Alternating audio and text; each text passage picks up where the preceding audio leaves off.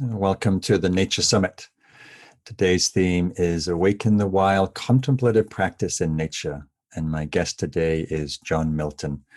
John is truly a pioneer in both deep ecology and the inner and outer exploration of nature and spirit. So welcome, John. Great. Wonderful to be here. Yeah, so glad to have you with us. You're such an elder and a pioneer in this field.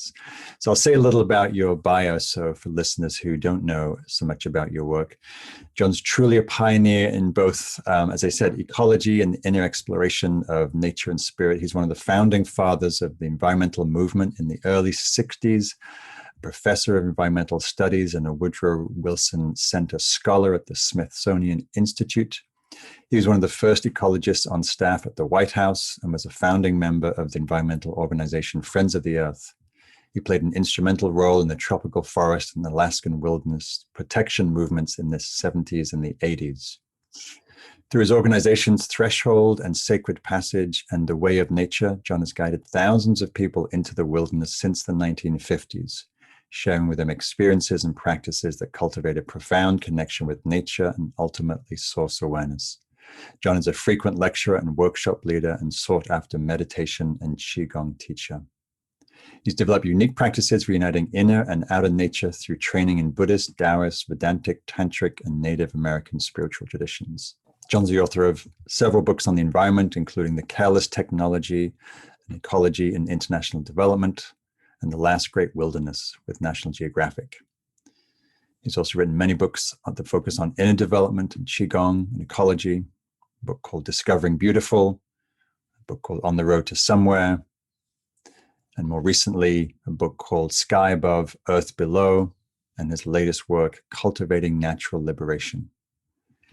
Students of John Milton say his programs inspire earth stewardship by cultivating natural wisdom and an open, loving heart in the world.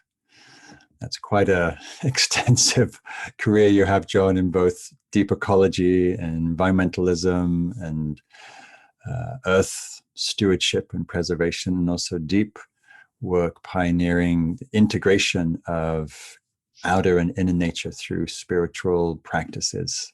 So welcome again. Great to be here. So you're a trailblazer in many fields, both ecologically and contemplatively, for at least half a century or more.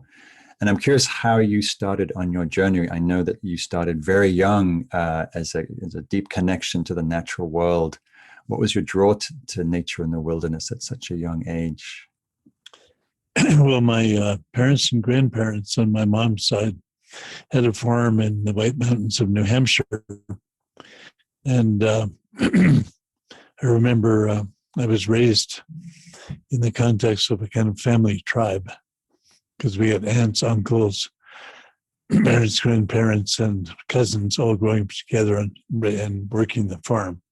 It was an organic farm. We used the old dig stick method of taking a stick, putting that into the soil, no plowing, and then trimming the other plants back as the shoot that you wanted to come up would grow. And we would grow corn and beans and squash, the three sisters, and followed pretty much the Native American way of agriculture. So I grew up with those influences from family. And when I was pretty young, maybe around 3 or 4, I started asking them if I could go out alone into nature for a week or so.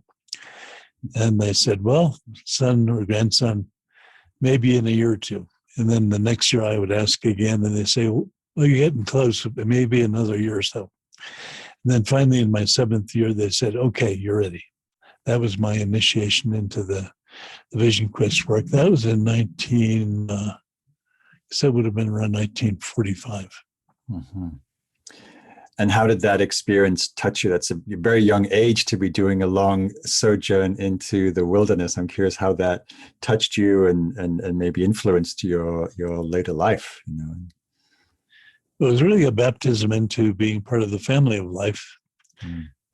I was fortunate enough to be raised with family and relatives that had that kind of connectivity. So it kind of came in through my community, my human community too. But being able to really, this was like the full baptism into deep connection to the rest of life, the whole family of life. And I came out of that vision quest completely, feeling completely at one with the birds, the animals, the trees, the soil, the earth, the sky, the sun, the moon, the stars, all these wonderful relatives that we have in the world of nature. Yeah, beautiful, beautiful.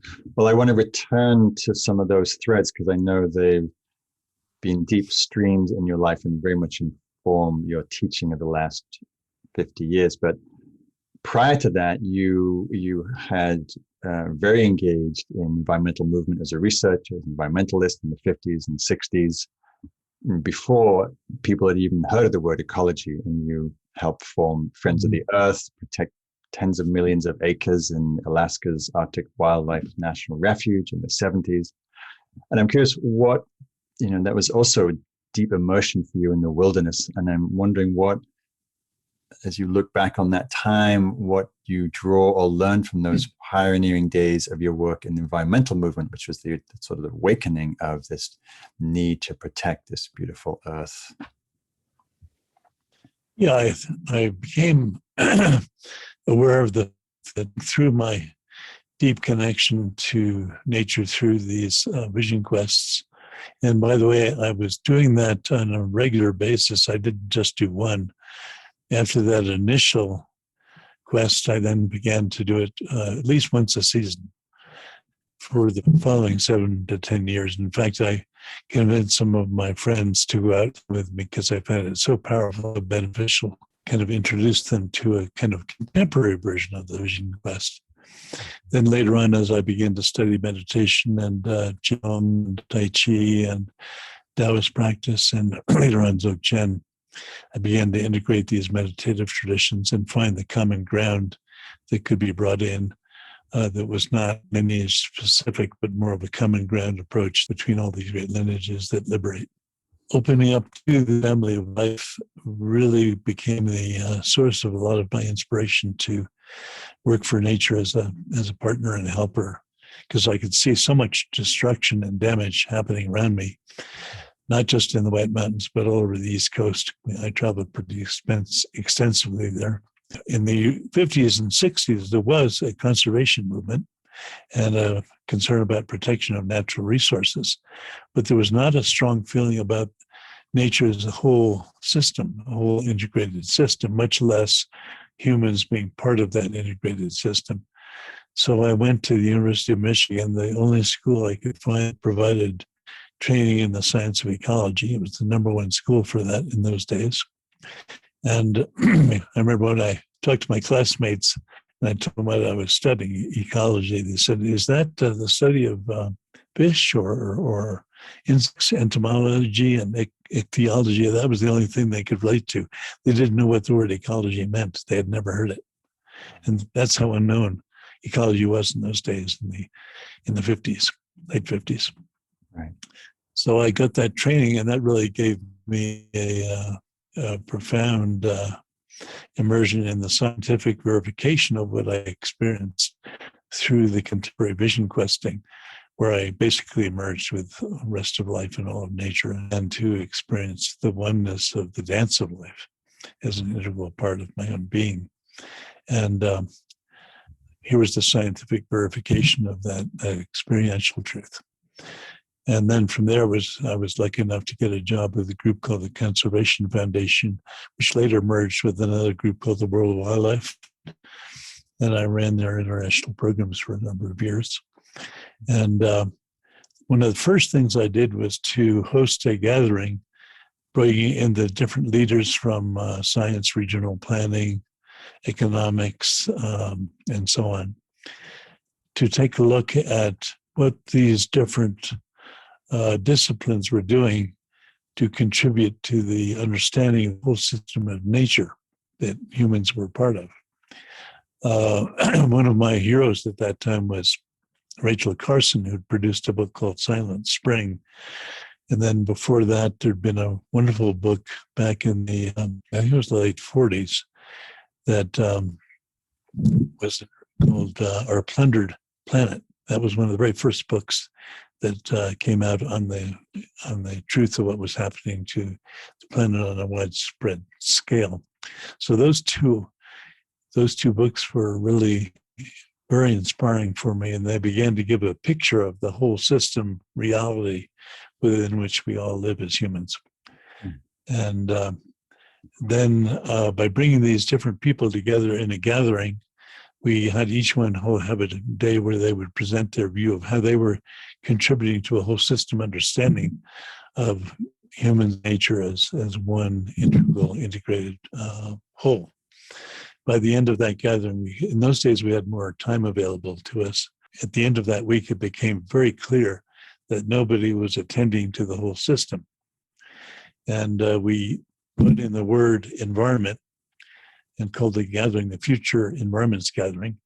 And out of that, the term environment got branded as the term that would best describe a word that had popular usage, so it was already in the culture. But it was a perfect term to bring the idea of a whole system reality that we're a part of as human beings. Fortunately, the term environment caught on, and many other people joined in and got involved with the process of what became the environmental movement. And of course, we're still working with this reality today and trying to figure out how to better integrate ourselves with the rest of the family of life. But it really began, for me anyway, back in that period in the early to mid 60s. And then I followed it up with a whole series of case studies using the Harvard case study approach to show with 200 case studies how we were destroying much of the planet, and looking into tropical ecosystems, arid lands,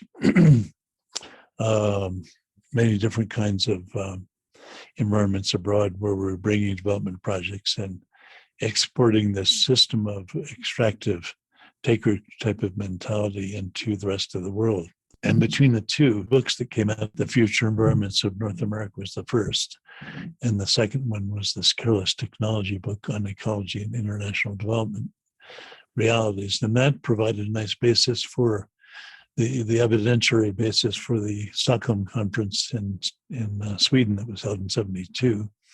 And then UNEP came out of that, and I got very involved in helping get the Environmental Policy Act passed and the establishment of an environmental review process, which then would take a look at federally funded projects and then review how much damage they were doing to the earth and to other forms of life. So I was very engaged politically, ecologically, and environmentally as kind of somebody behind the scenes trying to get the whole thing really moving. But at the same time, I had a parallel track of taking the vision quest and meditative experiences and the union of those two and bring them into many of my friends who were involved in the environmental movement and fighting the good fight to bring harmony and balance into a modern contemporary culture in that way. And many of these people were burning out in those days, so I would take them out and introduce them to a very simple type of quest experience with some very simple meditative training, and that helped them recover from much of the burnout they were going through, and they could go back into the good fight to bring environmental awareness into American culture internationally. But it was there were kind of two currents, the meditative and vision questing side, and then the ecological and environmental activist side. And for a long time, they remained relatively separate, except for those few leaders that I was able to bring in as they reached burnout and introduce them to a way to rejuvenate themselves and re-inspire the very difficult circumstances they were thrust into trying to create a movement. And it sounds like they came together with you coining this phrase sacred ecology, where those that your environmental past and your the inner spiritual nature-based work seemed like they had a fusion in sacred ecology. Very definitely. That's a term we began to use a bit later, but in the early days, of course, there was a lot of suspicion around things like meditation and spiritual practice. I remember when I was first studying, I studied Zazen with monk who came over from Japan, and I was lucky enough to study with him, as well as a Tibetan master who came over to University of Michigan. And so I began studying those two streams, and then shortly thereafter, a Taoist master showed up, and I began studying Qigong and Tai Chi with him in the mid '50s, and continued that work on through right up until today. So part of the challenge was to provide these friends of mine with tools that were at that time considered kind of weird. The meditation was very weird. Tai Chi, what the hell is that? Qigong, Chi what? And so it's not like it is today. It was totally different. It was kind of a blank slate. It was very difficult to find teachers, much less practitioners. And you had to really do a lot of work just to ferret out some of the early pioneers in bringing meditative practice, Daiji, Qigong, shamanic practice, and so on into our modern urban industrial culture. I was kind of persistent, maybe, I guess probably fairly stubborn, in ferreting out some individuals that I could study within. And then I began to look for what is the common ground here so I can present a training that works from a common ground perspective instead of just one cultural background. What's the common ground here between these different liberating traditions? And then I formulated from that a training process that was based on a common ground interfaith, intercultural perspective that helped to bond people deeply with inner nature, outer nature, and true nature ultimately. And that became the foundation for the preparation I did for those that I took out back in the 50s and 60s, and then later on into the 70s.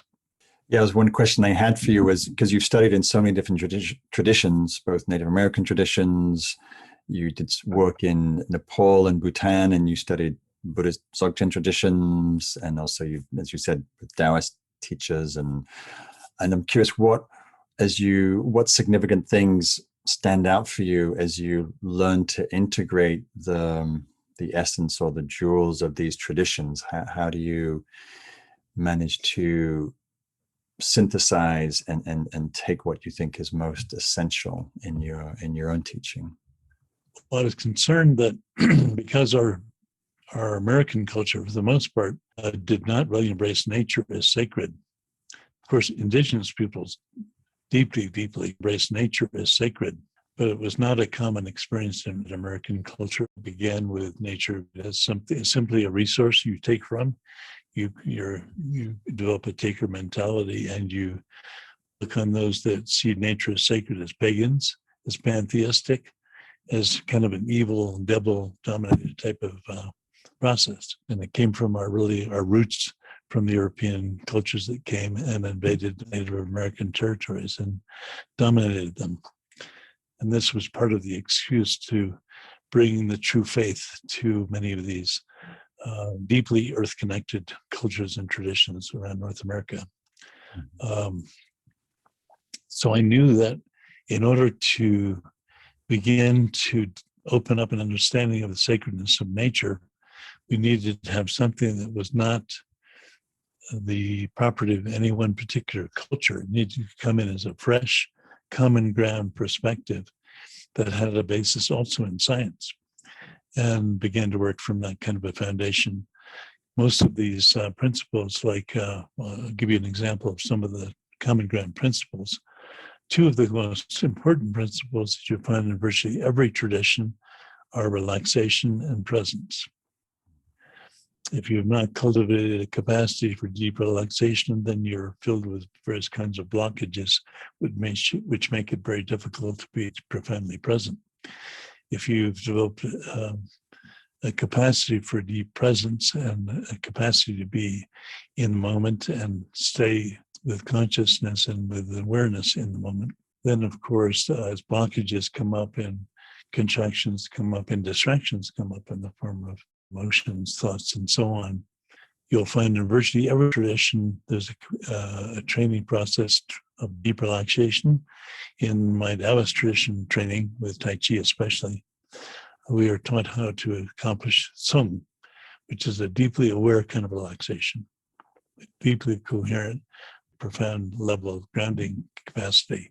So, John, you've been leading deep, immersive, nature-based retreats in the wilderness for decades now, and I'm curious what you notice, what happens for people as they go outside into nature, into the wilderness. What transformations do you see happening? What do people take from that beautiful, immersive time out in nature? Well, I think probably the most common experience that people come back in from before they go out, they often have normal fears of being alone in nature, fears of bears or mountain lions or something that's going to get you. And then there's the fears of being alone with yourself in your own personality, and some of the blockages and obscurations that we all hold within ourselves.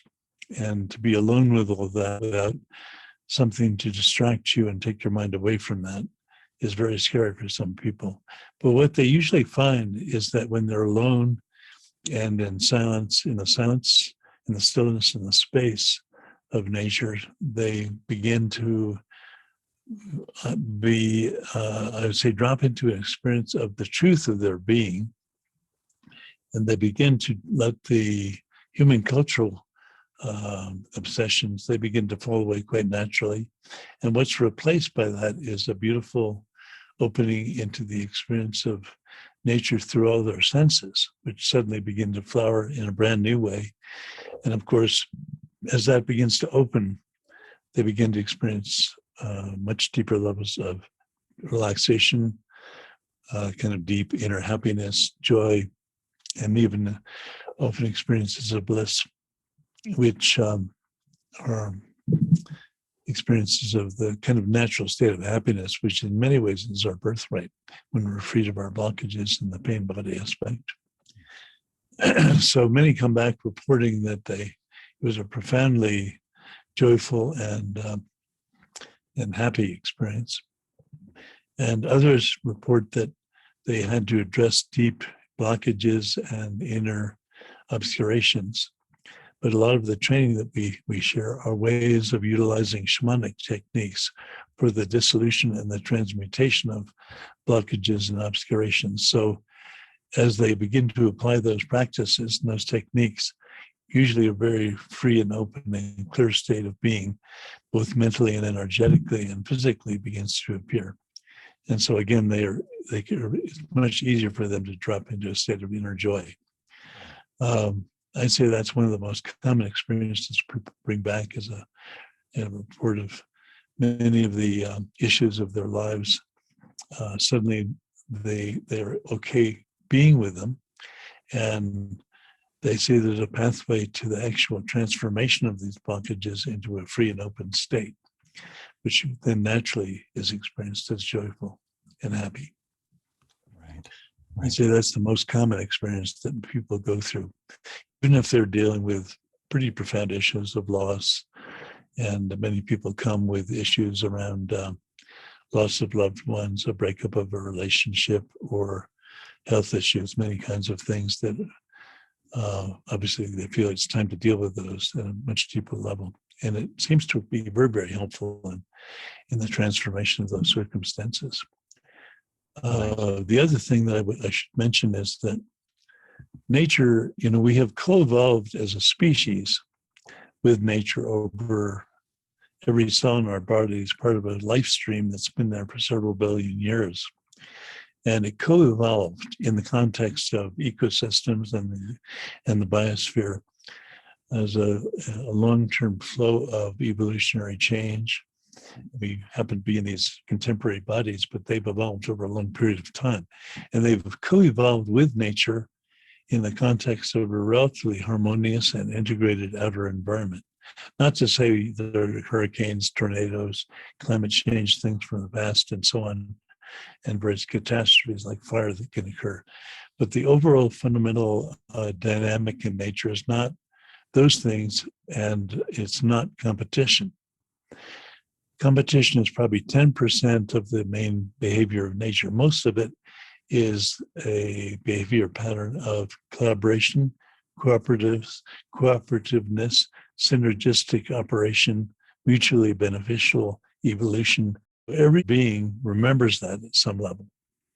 And when you re-enter nature, especially if it's in a fairly pristine state, every cell in your body begins to remember that integrated harmony, balance, and state of integrity, which is our birthright and which life has been part of ever since it began.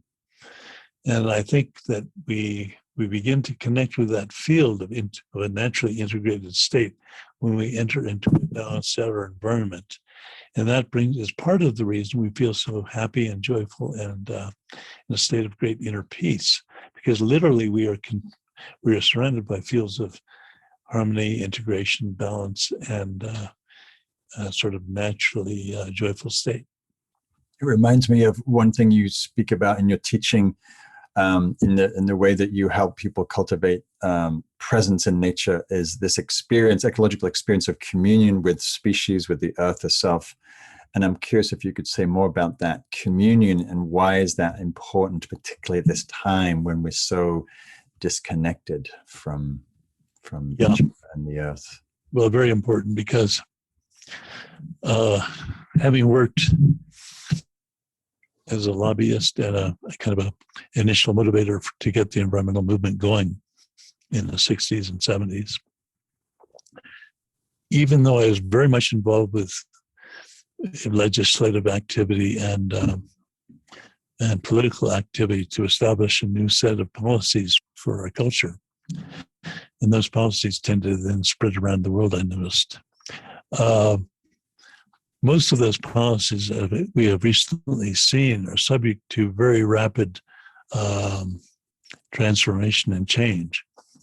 If you bring in a group of people that want to change those policies, they can if they have enough votes behind them, and you have a whole party behind them, as we did recently in our country.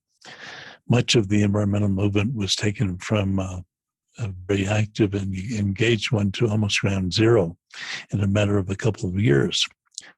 When we were in a very similar situation in the 70s, after we had gotten the environmental movement going, we had the EPA established, we had the UNEP established, we had the Environmental Policy Act beginning to teach us how to bring our systems to much more balanced and harmonious kind of state with life. Systematically, those were closed down by this one president, Ronald Reagan, during the 70s. In many ways, he was a precursor to what happened with Donald Trump.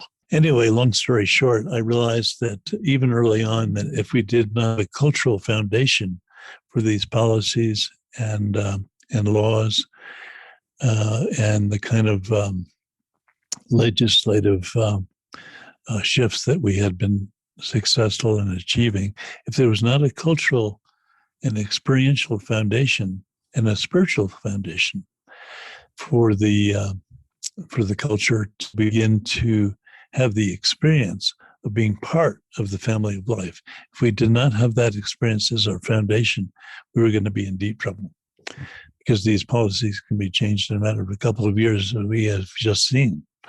So I knew that we had to have a cultural foundation for this, and I knew there could not just be one culture or one religion that was brought in to do this. It would have to be a common ground basis so that it would be widely acceptable for many different kinds of people and with many different kinds of backgrounds, many different kinds of existing religious practices, from Native American to Muslim to Christian. Those are probably some of the more common religions that we've had in America. There would have to be a capacity to integrate common ground aspects of spiritual practice that would help those cultures begin to have the experience of the ecological and whole system experience of being part of this family of a broad ecosystem and biosphere, so that they would begin to have the experience of caring for life much as they would care for members of their own family. Because in truth, in fact, all of life is the family, is the big family. but we don't experience it like that. So I created an awareness training that would give people the direct experience of being part of the family of life. And out of that experience of being part of the family of life, there would be an experiential foundation for these laws and legislative initiatives. So they would have a much stronger capacity to survive during these periods of attempts to remove them, get rid of them, and replace environmental actions. Yeah.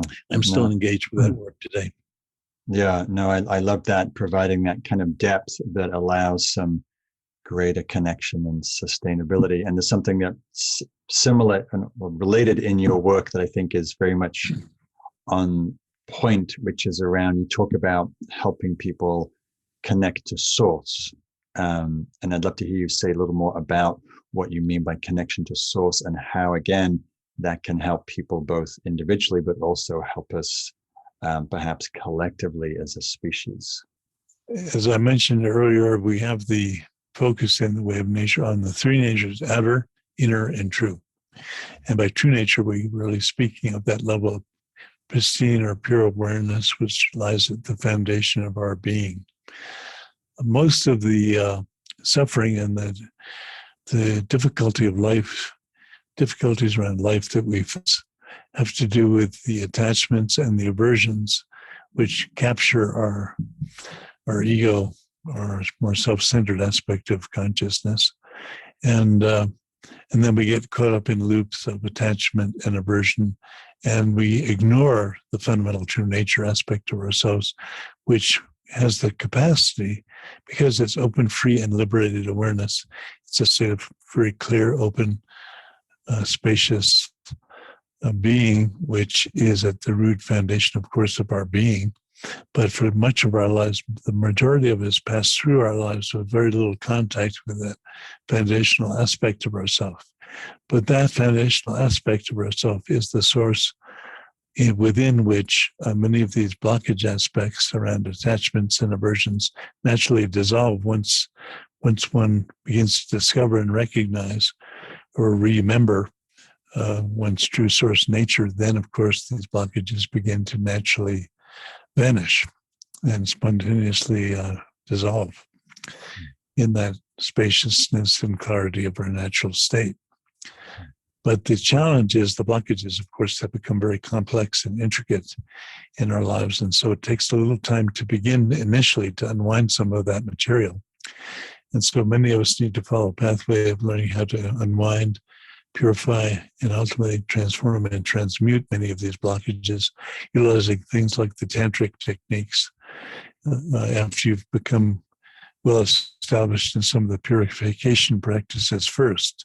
And then you lay a foundation for dropping into a very direct, naturally liberating approach to realizing the source level of being.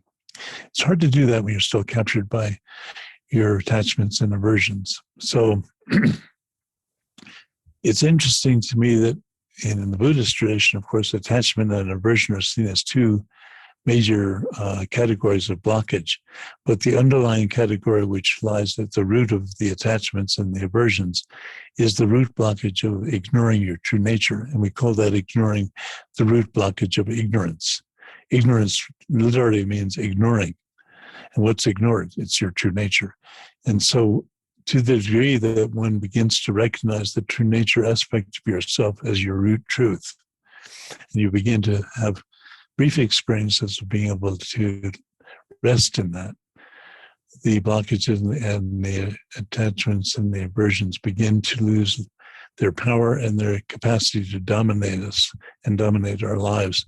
And ultimately, by maybe starting with very brief moments of returning to source, if you're lucky enough to have a good teacher that's able to provide some experiences of that direct recognition of source, it's very helpful to have that kind of catalytic transmission in the beginning, so that you kind of have a little wake-up call internally of what's your birthright. And then you can return, maybe in brief moments initially, and then longer and longer periods of dropping into that state of natural, open inner clarity and spaciousness, so that it becomes more and more fundamental recognition that runs through your life, initially waking and even into the dream state ultimately. And it can even, of course, in the death state, if you've done a lot of cultivation during your lifetime, there's a much higher probability that you can drop into that state upon death. I was lucky enough to get hit by lightning a few years ago and killed, and then brought back to life again some hours later. And but that's another story.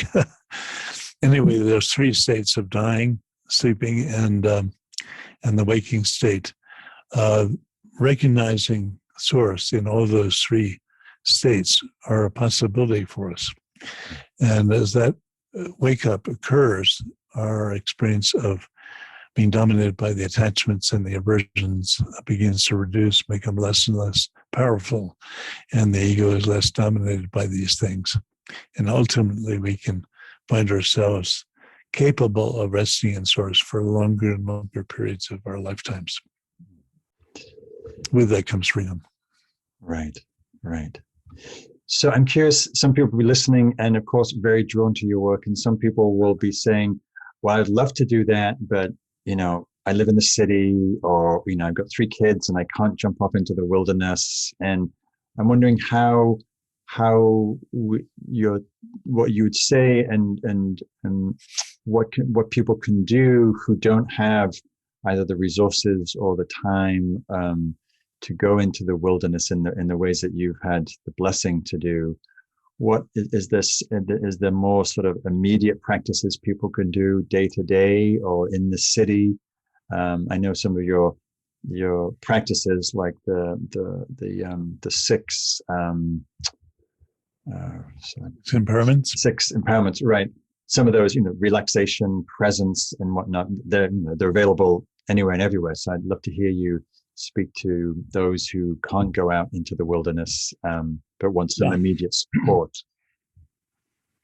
Well, I would say that the fundamental principles of liberation are actionable and straightforward.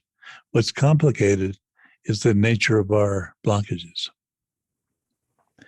Our natural liberative state is very simple, very clear, very open, actually very available if one can somehow move past or beyond the blockages to the state of that openness and natural freedom. Then when that is fully realized and fully accomplished, the blockages themselves begin to display as an elaboration of the natural state of liberation. But that comes way down the road for most of us. If we start with very simple things like honoring in our 12 principles of natural liberation, we start with a honoring of the fact that everything is connected, be it a perception or something we consider a concrete thing, like a leaf or a stone or a body. Every aspect of that, when you begin to experience it experientially and truthfully and authentically, you begin to see that every aspect of that form is undergoing dynamic transformation from moment to moment. There is no thing in the cosmos that is not undergoing that state of transformation. And you can experience that in your backyard, in your living room, in your little altar room. And it begins to give you a deep realization of the continuous process of change of the form aspects that surround our lives through our sense fields. Along with that can come a realization that all these form aspects are interconnected and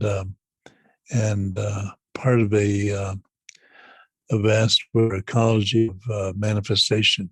You begin to actually have both experiences of that unity. Now, underlying both the experiences of the interconnectedness and the continuously changing aspect of all form, if you follow them back into where they arise from, you begin to see that they're arising from this open awareness. And then it's a matter of honoring that clarity, that openness, that inner stillness and silence and space, and simply resting in that. And that's where the ability to relax and be fully present is really helpful, because as you master relaxation and presence, you're less and less distracted or contracted around dropping into that state of pure and open field of original awareness that's our birthright. Now, you can do that in your backyard. You can do that in the neighborhood forest. I mean, in most places in nature, of course, these days have been somewhat modified. But if you can find spots where nature's been allowed to be itself with a lot of modification, and go to those places and where you feel kind of an inner outer harmony and balance, go to those places and begin to spend some time there. And go there and ask permission to be there in a sacred way. Honor the trees, the plants, the animals, the elements of that place, and to go through the experience of bonding with it in that place.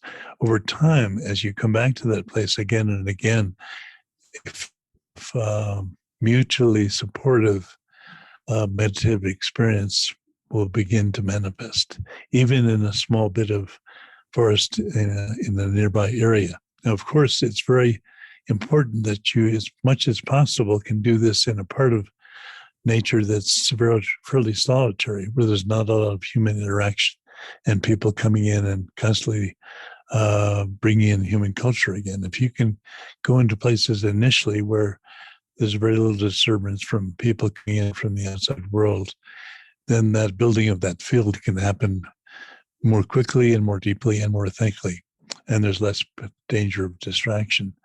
Over time, by going to that spot again and again, simply the principles of relaxation and presence, initially, you can begin to release the contractions that tend to fill the levels of our body, our physical body, the energy body that, of course, is tied into the physical body, the emotional body that is interconnected with both the physical and the energy bodies. And then, of course, you can eventually begin to work on some of the ancestral patterns of your family and the karmic traces that have come through from previous lifetimes. But that comes later. But just by going and practicing, we provide many ways to practice relaxation in the way of nature. And if you apply these simple techniques of relaxation, you can go deeper and deeper and deeper and unravel layer after layer of contractivity in your being at the physical, energetic, emotional, mental, karmic trace, and ancestral pattern levels. So that's a lot of what we do initially. And then we bring in presence as the yang companion to the yin relaxation principle, and we unify relaxation and presence. And you can practice presence very easily by just the movement of a leaf in the tree. Can you remain with the precise shape of that leaf or the precise sound of that stream flowing next to you without being distracted by what has just happened or what is just about to come? Can you remain with the precision of the uniqueness of that moment in nature and just rest in that? And then over time, of course, what you realize is that those contraction aspects of yourself are part of the root of distraction that takes you away of being present in the moment. And you begin to go through the experience of the unification of the relaxation and the presence. When they truly unify, then the yin and the yang of the meditative process begins to become truly available for you, and you can really drop into a profoundly meditative state with nature as your partner and your teacher. So you can do this in your backyard. You can do it in a quiet place in nature nearby. If you just take a little time to find a spot like that and go back there repeatedly, honor nature, thank nature for the gift of its very integrated whole system state. Be thankful. We like to go in and we have a little series of ceremonies and prayers that we do to help support a stronger field being constructed that supports the whole meditative experience in nature. We call it the 11 Direction Ceremony, and we bring that and we do that ceremony in that spot every time we go there. And then progressively over time, the field builds and builds and builds until you go back one day and you suddenly feel a complete embrace of every being of nature in that spot. And you can drop into, you're suddenly supported just as you would be in a beautiful temple with all kinds of beautiful tankas. You can be so supported in the same way by that special sacred place in nature that you return to on a daily or weekly basis. I strongly recommend taking that approach as a supplement or as a core part of your ongoing daily and weekly routine. And then on special occasions, You can go into a very deep retreat in a wilderness or a very wild area where the pristine quality of nature is relatively untrammeled. And of course, the support of outer nature in a place like that has the capacity to carry you even deeper. If you've done that prior cultivation with nature in your nearby area, when you go to that pristine area, especially if you've done some practices on meditating with the elements, and we use both the Tibetan system of element practice as well as the Chinese system of element practice. And we've learned how to unify them into a 7-element system for meditative purpose. If you do that kind of work with the elements in your neighborhood area, and then you go out into this pristine area, the welcoming of the elements in that area is going to be powerful and profound and deep because you've already done all of your homework. So we kind of build in that way from the immediate, local, and daily on out to these periodic, seasonal, much deeper immersions in nature, which carry us into quite profound levels of potential realization and revealing that underlying true nature aspect of ourselves. Beautiful. I could feel myself being transported into both the immediate nature that's on our doorstep, and a tree in our garden, to a local woodland or a park, and then to the deeper wilderness. I was very much kind of taken on that journey with you, and appreciate making that accessible for people. And so just to close, really, it's been so great to hear some of your teaching, and I know there's vast swathes that we haven't even touched. I'm curious if there's one thing that you'd like to either that sort of feels quintessential for you in terms of your work, or any last thing that you would like to share with your audience about your work, nature, the importance of that communion, or anything else that you would like to speak to before we wrap up here. Well, maybe just briefly, 2 things. One is, as part of what we work with in Way of Nature process, one of the things that we aspire to at the conclusion of going through all 12 of the preparatory principles that help to lay bare the foundation of resting in the natural state of open source awareness. One of the final focal points that we have in our 12-step process that we go through with that is learning how to integrate giving back something to nature as the heart begins to open and we begin to have the experience of that unification with outer nature and inner nature and true nature all being one reality. Then part of that is a kind of natural compassion activity begins to spark. And we've been working with ways to how to integrate that natural compassion activity with being of deep and true service to the planet through a variety of environmental initiatives. And the integrative, to become a true warrior for the earth and of the 3 natures, but you take all the 12 principles that we've developed, these common ground pathways. When you integrate them at the level of service, it's an extraordinary experience that blends both the spiritual cultivation process and the effective gift of environmental activity to make our human species a species in greater balance with the rest of life. There's so many ways that can be done. If you're able to successfully integrate with your compassion activity in the outer world, that is one of the most powerful forms of spiritual cultivation can accomplish. And I would encourage people to certainly to aspire to that. If it's truly been accomplished, that virtually all the activities of their involvement in the world of environmental improvement no longer become a source of frustration, unhappiness, and blockage.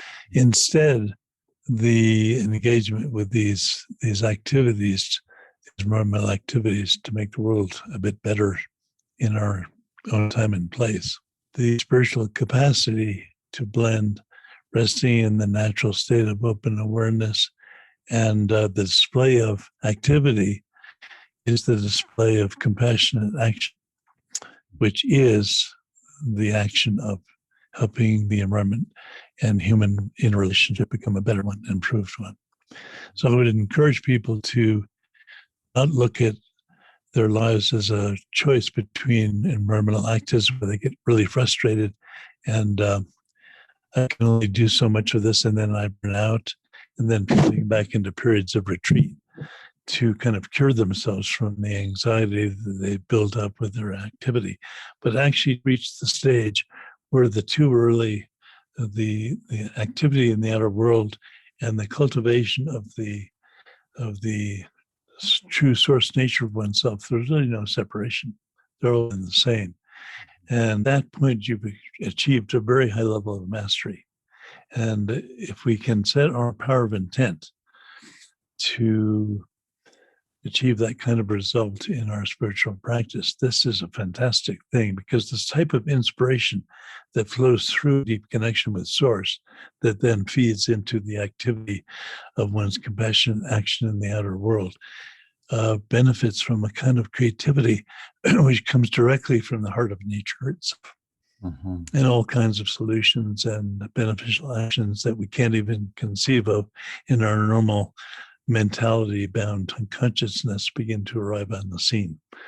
It's fantastic stuff. I highly recommend it. Yeah, beautiful. No, I love that integration where the earth's really, because we're not separate, the earth's wisdom and natural intelligence and dynamism is moving through us to protect itself and to heal itself through us and through other beings. So beautiful. Exactly. Thanks, John. So how do people find out about you and your work? There's so many rich offerings you have in your teachings and writings and retreats. What's the best way for people to know you? Say probably a simple way is just our little website, wavenature.com. Okay. And we also have on that website some links to some of our recent publications. The other thing that I would recommend people might have a taste of is to take a look at some of our podcasts, which you can also access through the website, and which are widely available through Spotify, for example. And then our YouTube channel, which has quite a few practices, especially from the world of Qigong and Tai Chi, which has been a particular, almost a passion of mine over the years. And we're very much engaged in how to unify many of those energy cultivation practices with the overall system we provide or present. So all that's available in a free context on and through the website. And they can begin to engage with some of our work quite easily with podcasts. Great. Wonderful. Well, John, it's always a pleasure to talk to you and just feel the vast depth of your wisdom and your deep connection and love of the earth and supporting people to wake up to that. So thank you for being with us. Thank you for your work, and just what a pleasure. So. Yeah, great to spend the time with you, and thank you also for the work you're doing to in the same field of awakening in the wild. Yes. And deepening our integration with the whole system of life and the family of life. It's great stuff. Yeah, you feel like a kindred spirit in the contemplative nature world of waking up to our nature in nature. Thank you. Thank you.